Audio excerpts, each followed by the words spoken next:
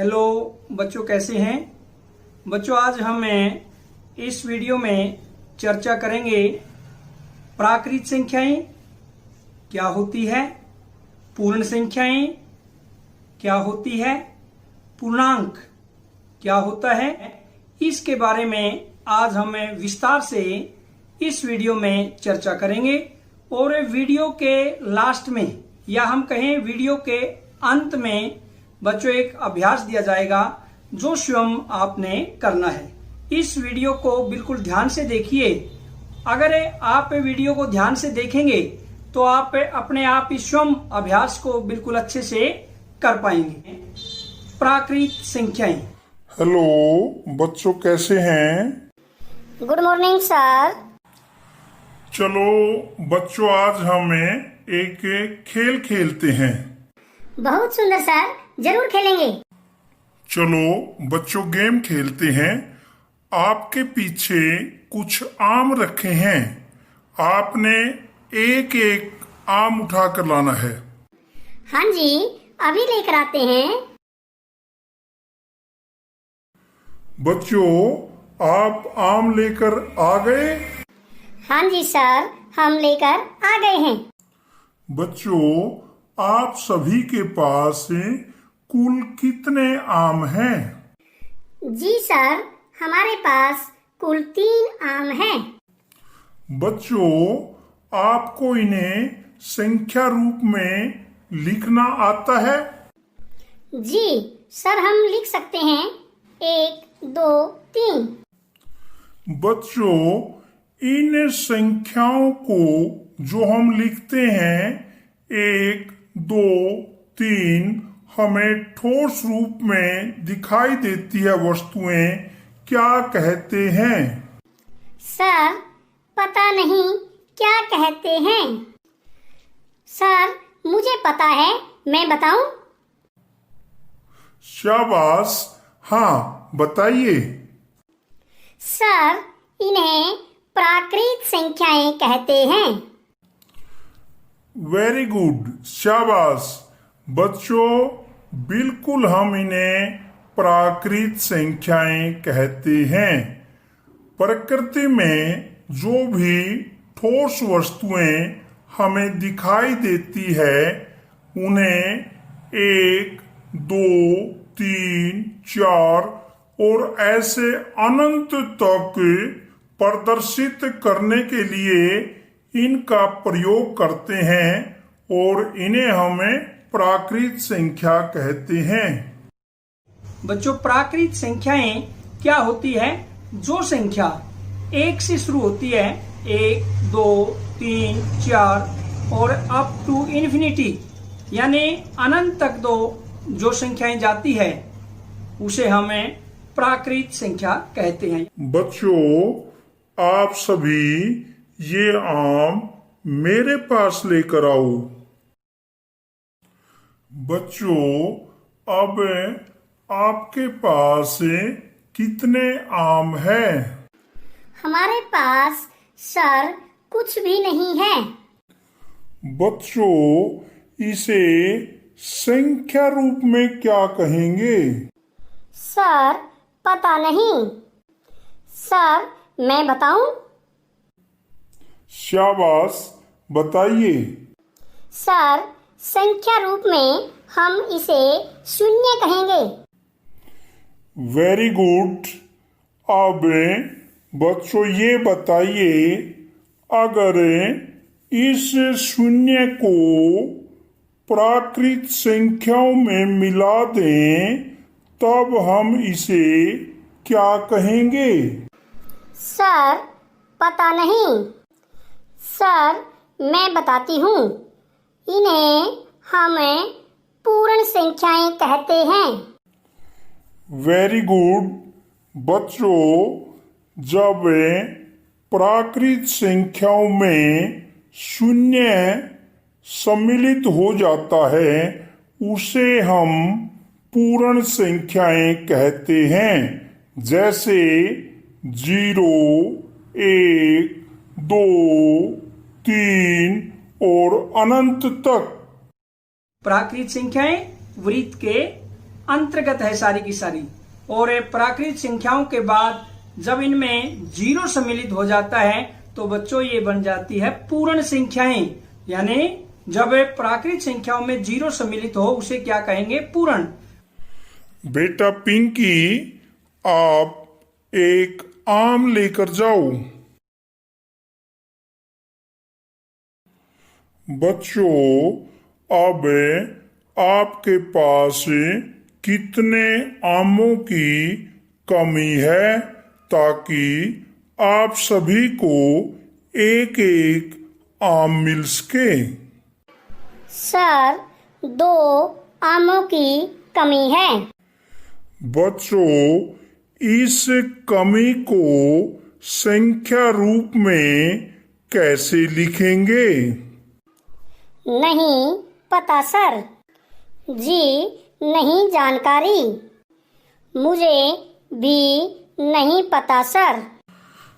बच्चों, आपके पास जो 2 आमों की कमी है, इन्हें हम संख्या रूप में -2 से प्रदर्शित करते हैं, या हम इन्हें ऋणात्मक संख्याएं कहते हैं। और जब बच्चों पूर्ण संख्याओं में माइनस की संख्याएं जैसे -1, -2, -3, -4, इन ऋणात्मक संख्याओं को मिला दिया जाता है, उन्हें हम पूर्णांक कहते हैं। और जब माइनस वाली संख्याएं उसमें सम्मिलित हो जाती हैं तब हम उसे कहते हैं पूर्णांक। इस प्रकार से हमें पूर्णांक को दर्शा सकते हैं। बच्चों, आज हमें विस्तार से चर्चा करेंगे पूर्णांक संख्याओं के बारे में। और सबसे पहले बच्चों, हमारे सामने कुछ संख्याएं दी गई है, जैसे 1 से लेकर 9 तक। और उसके बाद बच्चों इन्हीं संख्याओं में शून्य को भी सम्मिलित किया गया है। इनमें क्या अंतर है, सोचिए जरा। और उसके बाद बच्चों माइनस वाली संख्याएं भी साथ में दी गई है। इन सभी संख्याओं में क्या अंतर है, बिल्कुल ध्यान से सोचिए। जो हमें देखते हैं, जो 1, 2, 3, 4 से लेकर इन्फिनिटी तक, अनंत तक संख्याएं हैं, उसे हमें क्या कहेंगे? प्राकृत संख्याएं कहते हैं। और बच्चों जब इन प्राकृत संख्याओं में शून्य सम्मिलित हो जाता है उसे हमें पूर्ण संख्याएं कहते हैं।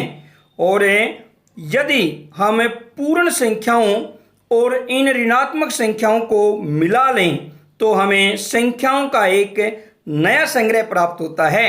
1, 2, 3 और 0, -1, 2, 3 ऐसे संख्याओं के इस संग्रह को बच्चों हमें क्या कहते हैं? पूर्णांक। क्या कहेंगे? इसे हमें पूर्णांक कहते हैं। और बच्चों आपने ध्यान रखना है, पूर्णांक के अंदर सारी प्राकृत संख्याएं होती है, सभी पूर्ण संख्याएं होती है, और ऋणात्मक संख्याएं भी इसमें सम्मिलित होती है। अब बच्चों जब हमें संख्याओं को एक निरूपित करते हैं एक रेखा पर, तो उस रेखा पर बाईं ओर या दाईं ओर किसी संख्या के यदि हम देखते हैं, कोई भी आप एक रेखा के ऊपर संख्या देखिए, उसमें जब आप देखेंगे, क्या देखेंगे कि उस संख्या के बाईं ओर हमेशा छोटी संख्या होती है और दाईं ओर हमेशा क्या होती है? बड़ी संख्या होती है। और इसे हमें जैसे 0 के दाईं ओर चले कदमों को प्लस, यानी किसी भी संख्या के दाईं ओर हमेशा बड़ी संख्या होती है, या हम कहें 0 के दाईं ओर चले कदमों को प्लस के चिन्ह से निरूपित किया जाता है, और 0 से बाईं ओर चले कदमों को माइनस या ऋणात्मक चिन्ह से निरूपित किया जाता है। तो बच्चों अब हमें संख्या रेखा पर इसे कैसे निरूपित करें, यानी इन संख्याओं को हमें संख्या रेखा पर कैसे निरूपित करते हैं। जैसे बच्चों अब आपके सामने है ऋणात्मक संख्याएं, धनात्मक संख्याएं वह बीच में आपको शून्य दिखाई दे रहा है। इस रेखा पर बच्चों हमने क्या अंकित करना है? -6। -6 को हम इसे संख्या रेखा पर कैसे निरूपित करेंगे? अब बच्चों देखते हैं। अब देखिए बिल्कुल आपके सामने है -6 जहां पर है उस पर हमने सर्कल लगाया हुआ है, यानी हम ये कह सकते हैं कि -6 इस सर्कल के अंदर हमें निरूपित होता हुआ दिखाई दे रहा है। या -6 कहां पर है? संख्या रेखा के यानी शून्य के बाईं ओर। और अब बच्चों हम देखेंगे इस रेखा पर +2 अंकित करने के लिए हमें क्या करना चाहिए? हमें शून्य के दाईं ओर जाना चाहिए या बाईं ओर? सोचिए। इस रेखा पर +2 यानी +2 अंकित करने के लिए हमें क्या करना चाहिए? शून्य के दाईं ओर जाना चाहिए या बाईं ओर? सोचिए। और हम देखते हैं कि हम शून्य के दाईं ओर 2 बिंदु चलते हैं। बच्चों हमने पहले ही बताया था कि दाईं ओर बड़ी संख्याएं होती है, बाईं ओर छोटी संख्याएं होती है। अब बच्चों इसे हमें संख्या रेखा पर कैसे प्रदर्शित करते हैं? देखिए बड़े ध्यान से देखिए। माइनस वाली संख्या है, शून्य से हमें 2 बिंदु आगे चलते हैं और 2 को प्रदर्शित करते हैं कि पूर्णांकों के अंदर क्या क्रमबद्धता है, यानी क्या पैटर्न है। एक बार देखते हैं एक चित्र के माध्यम से। देखिए बीच में जो ये आपको ब्लू लाइन दिखाई दे रही है, नीली लाइन, ये शून्य को प्रदर्शित करती है। और शून्य से ऊपर बच्चों 0, 1, 2, 3, 4, 5, 6, 7, 8 ये सभी धनात्मक संख्याएं हैं या शून्य से बड़ी है।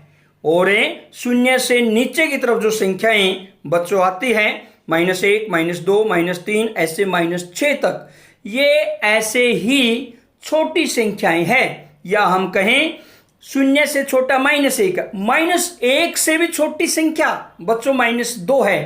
या हम इस चित्र में यदि ध्यान से देखें बच्चों, सोचिए कि इसमें सबसे बड़ा अंक कौन सा है? 8। बिल्कुल सही, यानी 8 इसमें सबसे बड़ा।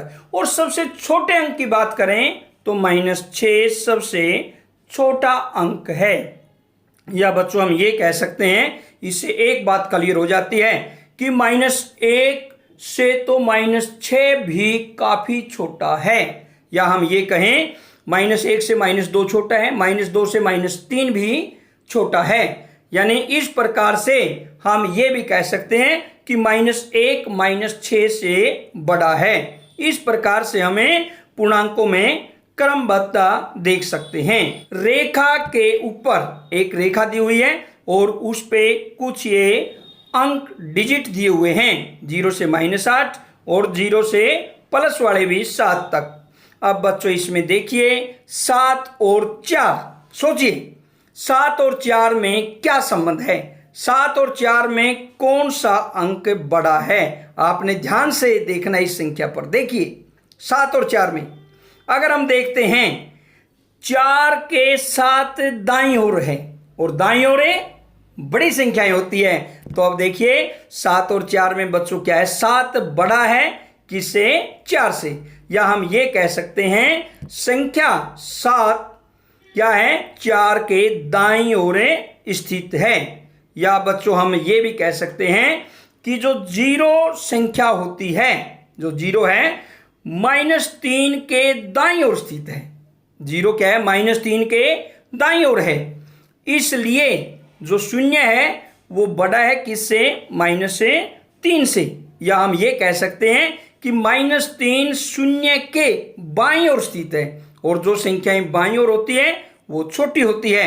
ये जो निशान लगा हुआ है बच्चों, ये निशान जिस तरफ खुलता है उस तरफ बड़ा होता है। जैसे 0 बड़ा है -3 से, या अगर हम देखें 7 बड़ा है किससे? 4 से। या हम इसको ऐसे भी कह सकते हैं 4 छोटा है 7 से। तो अब बच्चों हमें संख्या रेखा पर देखते हैं कि जो 0 होता है, यानी 0 के दाईं ओर स्थित संख्याओं के मान बढ़ते जाते हैं। यानी शून्य के दाईं ओर बच्चों देखिए, शून्य के बाद 1 2 3 4 5 ऐसे करते करते दाईं ओर मान बढ़ेंगे और शून्य के बाईं ओर स्थित संख्याओं के मान घटते जाते हैं। और इस प्रकार से हमें चिन्ह के रूप में इन्हें कैसे प्रदर्शित कर सकते हैं। -3 छोटा है -2 से, -2 छोटा है -1 से, -1 छोटा है 0 से, 0 छोटा है 1 से, 1 छोटा है 2 से और 2 छोटा है किससे बच्चों, 3 से। इस प्रकार से हम इनको कहां पर है, संख्या रेखा पर भी देख सकते हैं, चिन्ह के द्वारा भी हमें प्रदर्शित कर सकते हैं। रिक्त स्थान आपके सामने हैं, यानी रिक्त खानों को इस चिन्ह से छोटा या बड़ा का प्रयोग करते हुए हमने भरना है। और बच्चों आप बिल्कुल प्रयास कीजिए सोचने का कि कौन सी संख्या बड़ी होनी चाहिए। 0 -1, इसमें अगर हम देखते हैं बच्चों -1 शून्य के बाईं ओर है और जो संख्या बाईं ओर होती है वो क्या होती है, छोटी, या हम कह सकते हैं शून्य बड़ा है -1 से। ऐसे ही -50 और -17 में जब बच्चों देखते हैं हम -50 के जो -17 है वो बाईं ओर है, इसका अर्थ -50 से क्या है, बड़ा है किससे, -70 से। और ऐसे ही यदि हम देखते हैं बच्चों 50 और -51 में, इसके अंदर 50 और -51, 50 के -51 क्या है, बाईं ओर है, इसका अर्थ है 50 बड़ा है किससे, -51 से। और ऐसे ही अगर -7 और 1 में देखते हैं बच्चों, -7 के 1 दाईं ओर है, -7 के 1 दाईं ओर है, या हम ये कह सकते हैं 1 बड़ा है -7 से। तो इस प्रकार बच्चों आपने स्वयं देखना है, इसमें खुद देखकर इसमें चिन्ह लगाइए। मैंने कुछ आपको बताए हैं कि कौन सा चिन्ह कैसे आएगा, बाकी आप स्वयं करेंगे जो शेष बचते हैं। और बच्चों अब हमें देखते हैं संख्या रेखा को देखकर हमारे मन में प्रश्न जरूर आता है। जैसे संख्या रेखा है, हमारे मन में ये प्रश्न है माइनस के कैसे लिखे हुए, शून्य कैसे लिखा हुआ है, और 1 2 3 4 ये कैसे लिखे हुए हैं। और संख्या रेखा को देखकर जो हमारे मन के अंदर प्रश्न आते हैं, अब हमें उन पर चर्चा करेंगे। जैसे सबसे पहले बच्चों -3 पर एक बटन रखा गया है, -3 के ऊपर एक बटन रखा गया है। -9 पर पहुंचने के लिए हम किस दिशा में और कितने कदम चलें, सोचिए। अब ये आपके लिए है। पहले सबसे पहले ये सोचिए -3 व -9 में क्या संबंध है। -3 का अर्थ बच्चों और -9, -3 के -9 बाईं ओर है या दाईं ओर, सबसे पहले ये सोचिए। -3 के -9 यानी बच्चों बाईं ओर स्थित है, और जो संख्या बाईं ओर होती है वो क्या होती है, छोटी होती है। ये मैंने पहले ही बताया था। अब -3 के हमें बाईं ओर चलना पड़ेगा या दाईं ओर, सोचिए। बिल्कुल सही, हमें -3 के बाईं ओर 6 कदम चलना पड़ेगा। -3 के बाईं ओर 6 कदम चलना पड़ेगा और हमें -9 के ऊपर पहुंच जाएंगे। अब बच्चों हम चर्चा करेंगे पूर्णांकों का योग, कि पूर्णांकों का योग कैसे करते हैं। ये रंगीन बटन है, कुछ रंगहीन है। जैसे ये रंगहीन बटन है, स्टार्टिंग में 5, यानी रंगहीन को हमें धनात्मक या प्लस के चिन्ह से प्रदर्शित करते हैं। और ये रंगीन यानी कलर्ड ब्लैक कलर के जो बटन है उसे हमें किससे, ऋणात्मक, या हम ये कह सकते हैं बच्चों माइनस के चिन्ह से या ऋणात्मक चिन्ह से प्रदर्शित करते हैं। यानी ब्लैक बटन -3 को प्रदर्शित करते हैं, और जो ये रंगहीन जिनका कोई कलर नहीं है, व्हाइट आपको दिखाई दे रहे हैं, ये प्लस के चिन्ह को प्रदर्शित करते हैं। यानी 5 बटन है तो +5 या प्लस लिखने की आवश्यकता नहीं है, अपने आप ही हम ये मानकर चलते हैं कि प्लस का चिन्ह है और ये 5। और जब ये ब्लैक कलर के जो बटन है ये ऋणात्मक को प्रदर्शित करते हैं -3। और नीचे बच्चों 2 बटन दिए गए, एक व्हाइट एक ब्लैक, व्हाइट +1 को प्रदर्शित करता है, ब्लैक किसको प्रदर्शित करता है, -1 को। और जब इन दोनों को जोड़ते हैं तो क्या आ जाता है, 0। बिल्कुल, अगर इक्वल बराबर धनात्मक संख्याएं हैं व ऋणात्मक संख्याएं हैं तो वहां पर जब हम उनको जोड़ते हैं तो क्या मिलता है हमें, 0। कि पूर्णांकों का योग कैसे करते हैं, जैसे प्लस का चिन्ह होता है, ये आपको दिखाई दे रहा है, पहले प्लस है और ये माइनस का चिन्ह आपको दिखाई दे रहा है। अब बटनों की सहायता से ही, व्हाइट और ब्लैक बटन दिए हुए हैं, इनकी सहायता से हमें पूर्णांकों के योग व व्यवकलन यानी घटा के बारे में चर्चा करेंगे। जैसे बच्चों ये स्टार्टिंग पहली पंक्ति में व्हाइट बटन आपको दिखाई दे रहे हैं, 3 + 2 कितने व्हाइट बटन है, 5। और ऐसे ही हमने अंकों में प्रदर्शित कर दिया, +3 प्लस में +2 प्लस के 5 आएगा, बिल्कुल सही। और अब ये जो ब्लैक बटन है हमने पहले भी बताया था, ये ऋणात्मक संख्याओं को प्रदर्शित करते हैं, माइनस यानी 2 और 1 यानी माइनस के दोनों, और ये बटन सारे के सारे क्या 3 हो जाते हैं। और बच्चों हम ये कह सकते हैं -2 + -1 किसके बराबर होगा, -3 के। अब बच्चों आपने स्वयं सोचना है, जैसे 4 बटन है व्हाइट, 1 ये है, यानी इसका मतलब प्लस के है, 4 और 1 5। यहां पर हम कैसे प्रदर्शित करेंगे, +4 + 1 प्लस का 5 आएगा। और ऐसे ही नीचे ब्लैक बटन 4 + 2, तो यहां पर ब्लैक बटन बच्चों कितने दिखाएंगे, 6, या हम ये कह सकते हैं -4 प्लस में -2। और बच्चों कितने आएंगे, ये -6। प्रयास कीजिए, एक बार हम और चर्चा करेंगे। जैसे निम्नलिखित संख्याओं का योग ज्ञात करना है, -11 प्लस में -12 क्या आना चाहिए बच्चों, सोचिए। माइनस के दोनों संख्याएं, जैसे ब्लैक बटन थे, दोनों जुड़ जाते हैं, ब्लैक, ऐसे ही माइनस के दोनों जुड़ जाएंगे, ये माइनस के -11 -12 -23। ऐसे ही बी पार्ट देखते हैं, +10 जैसे व्हाइट बटन थे, और +4 ये भी व्हाइट बटन मानकर चले, +10 +4 +14। सी पार्ट -32 है बच्चों और -25, आप ये मानकर चलें कि ये ब्लैक बटन है, बिल्कुल। और -32 और -25 को बच्चों जब हम जोड़ेंगे -57 आएगा।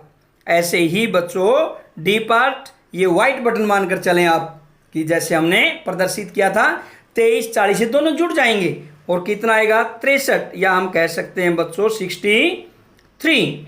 संख्या रेखा पर पूर्णांकों का योग कैसे करते हैं, आइए संख्या रेखा पर हम 3 और 5 को जोड़ते हैं, कि संख्या रेखा पर 3 और 5 को कैसे जोड़े। देखिए ध्यान से, ये संख्या रेखा है, 0 से पहले हम 3 कदम आगे चले, 3 पर पहुंच जाते हैं। अब इसमें 5 जोड़ना है बच्चों। अब गिन के जैसे 4 5 6 7 8, 5 स्टेप और आगे लेंगे, यानी 5 आगे चलेंगे तो कहां पर पहुंच जाते हैं बच्चों, हमें 8 पर। इस प्रकार से देखिए संख्या रेखा पर +3 +5 कितना हुआ बच्चों, +8।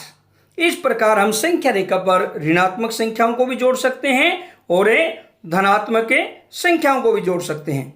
और इसी पर फिर हम देखते हैं एक संख्या रेखा -3 और -5, उसको कैसे जोड़ें। जैसे 0 से -3, 3 कदम बाईं ओर चलते हैं, जब ऋणात्मक संख्याएं हैं बाईं ओर चलेंगे, इसका अर्थ है 3 कदम चलते हैं -3 पर पहुंच जाते हैं 0 से।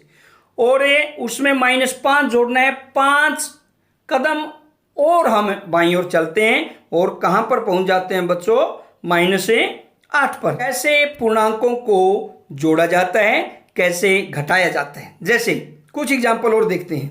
जैसे इसमें बच्चों दिया हुआ है, योग करना हमने -9 +4 -6 +3 ज्ञात कीजिए। सोचिए कैसे करना चाहिए।